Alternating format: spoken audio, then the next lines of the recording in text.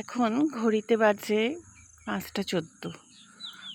আমরা দুর্গাপুরে এসেছি কর্মসূত্রে আমাদের বিভিন্ন জায়গায় যাওয়া।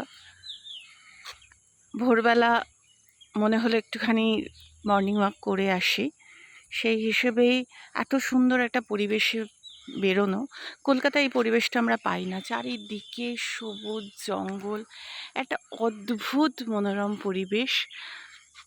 এই সুন্দর একটা প্রত্যেকটা বাড়ি অসাধারণ, আর ঠিক তার উল্টো দিকে একদম জঙ্গল বলতে একদম ঘন জঙ্গল, কিন্তু ঠিক আছে, ডুয়ার্স বা ওইসব জায়গা যেরকম ঘন জঙ্গল দেখি, ঠিক সেরকম জঙ্গল কিন্তু এদিকে। আর ঠিক তার উল্টো দিকেই রয়েছে বসত বাড়ি। অসম্ভব সুন্দর সুন্দর কিছু বাড়ি রয়েছে। এগুলো সম্ভবত সেলেবল প্রপার্টি রয়েছে।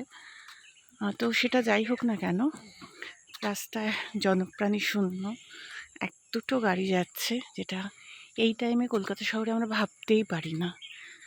সামনেটা হচ্ছে রাস্তায় অনেকটা দূর পর্যন্ত দেখা যাচ্ছে, জানি না ক্যামেরা কতটা কভার করতে পারছে।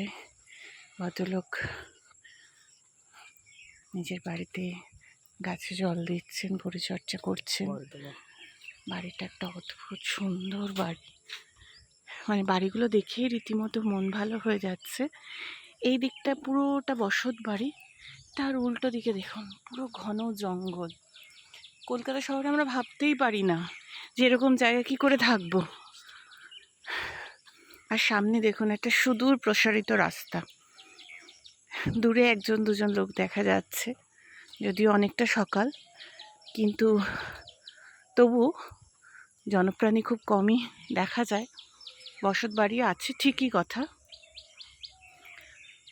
একটা অদ্ভুত অনুভূতি, অদ্ভুত ভালো লাগা, আর প্রকৃতির মাঝখানে থাকার যে একটা আনন্দ আজকে সত্যি উপভোগ করলাম, আপনাদের সাথে ভাগ করে নিলাম।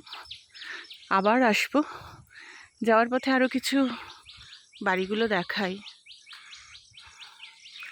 বাড়িগুলোর দেখে না রীতিমতো প্রেমে পড়ে যাওয়ার মতো বাড়ি। প্রেমে কি সবসময় আমরা মানুষের প্রতি পড়ি? ইট পাট কাঠ, জঙ্গল, প্রকৃতি, সব কিছু সবুজটা দেখলেও মনটা ভালো হয়ে যাচ্ছে। অদ্ভুত লাগছে। এই দিকে দেখুন বিশাল সুন্দর সুন্দর বাড়ি। দুর্গাপুরটা যদিও প্ল্যান সিটি, সুন্দর বাড়ি। এই দেখুন এই বাড়িটা, আর ঠিক অপর প্রান্তে দেখুন এরকম ঘন জঙ্গল। ভাবতে পারছেন এরকম এসে জায়গায় থাকতে পারবেন তো? দূরে দেখুন, না আছে একটা চায়ের দোকান, না আছে ফাস্ট ফুডের দোকান, কিচ্ছু নেই, তবু মানুষ বসবাস করছে এই সমস্ত জায়গায়। এই দেখুন গ্রিন কালারের বাড়িটা, প্রকৃতির সাথে মিলিয়ে বাড়ির পুরো রং করা হয়েছে। আজ এই পর্যন্তই, আবার কথা হবে।